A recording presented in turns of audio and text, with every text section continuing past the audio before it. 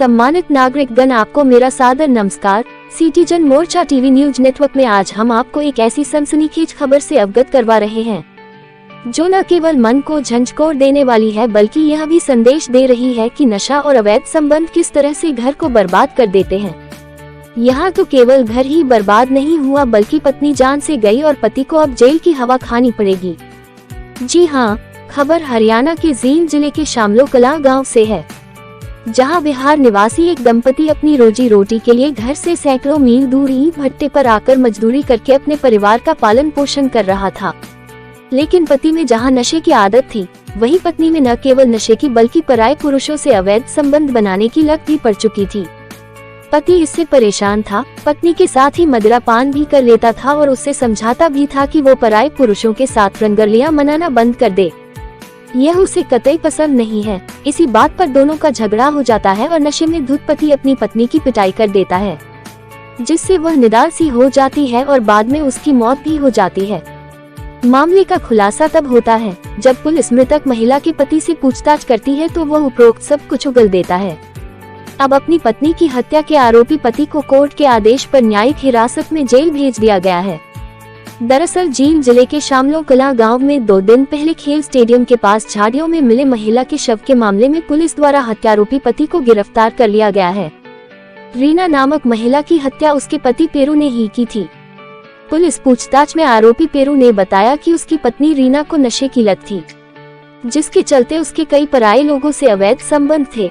इसी के चलते हुई कहासुनी के दौरान उसके द्वारा की गई पिटाई से रीना की मौत हो गई।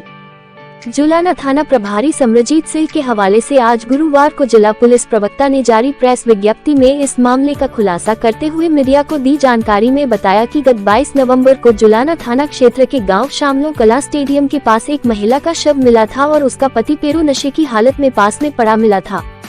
मौके पर पहुंचकर पुलिस टीम ने महिला की हत्या के संबंध में आसपास के क्षेत्र में महिला के बारे में जानकारी ली गई। उन्होंने बताया कि मृतक महिला की पहचान गांव डुमरवान जिला नवादा बिहार की रहने वाली रीना के रूप में हुई थी। पुलिस ने मौके पर उसके पति पेरू से पूछताछ की, लेकिन उस समय नशे में धुत होने के कारण वह कुछ भी बताने में असमर्थ था। बाद में पेरू ने पुलिस को बताया कि घटना की रात उन दोनों पति पत्नी ने इकट्ठा बैठकर शराब पी थी। बाद में वो रसोई का सामान लेने के लिए शामलो कलां गाँव में गए, जहाँ उनकी कहासुनी हो गई। आते हुए वह शराब पीने की कहकर अपनी पत्नी को स्टेडियम के पास ले गया, जहां दोनों झाड़ियों में बैठकर शराब पीने लगे। तभी उसके चरित्र को लेकर दोनों में फिर झगड़ा हो गया।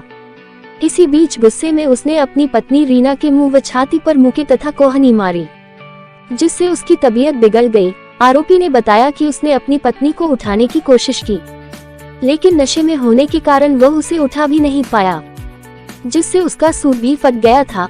आरोपी अपने लड़के के साथ भट्टे से रीना के कपड़े लेकर दोबारा मौके पर आया और महिला के कपड़े भी बदले। फटे हुए कपड़े पुलिस द्वारा आरोपी की निशानदेही पर बरामद कर लिए गए हैं।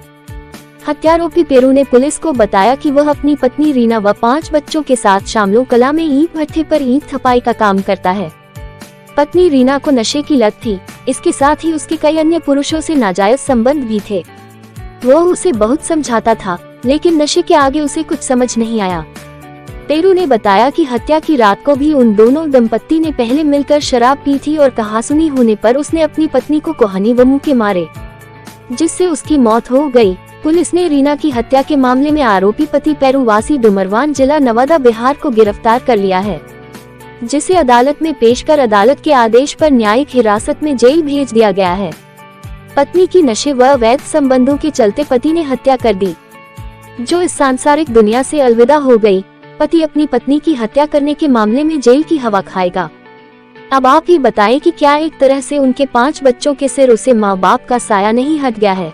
इसमें उनका क्या कसूर था? क्या इसके लिए शराब, शवाब, कथित अवैध संबंध और पति पत्नी के बीच अविश्वास जिम्मेदार नहीं है? अपनी राय कमेंट में दीजिएगा। इसी के साथ मेरा आपसे निवेदन है कि कृपया अपने इस सिटीजन मोर्चा टीवी न्यूज चैनल को ज्यादा से ज्यादा सब्सक्राइब, लाइक व शेयर अवश्य करें, ताकि इसी प्रकार खबरों का अपडेट आपको व आपके परिचितों को निरंतर मिलता रहे।